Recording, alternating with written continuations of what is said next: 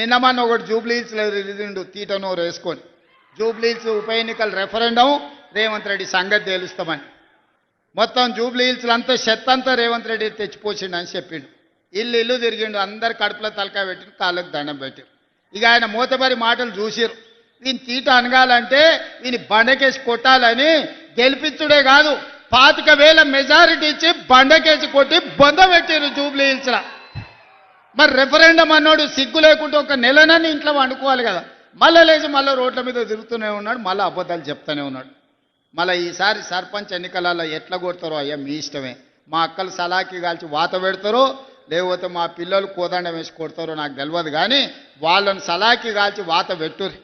2023 అసెంబ్లీలో అధికారం పోయింది, 2024 పార్లమెంటులో గుండుసున్ను వచ్చింది. తర్వాత ఎమ్మెల్సీ ఎన్నికల్లో అభ్యర్థులు దిక్కులేరు. మన రెఫరెండం అంటే బండకేసి కొట్టిరు.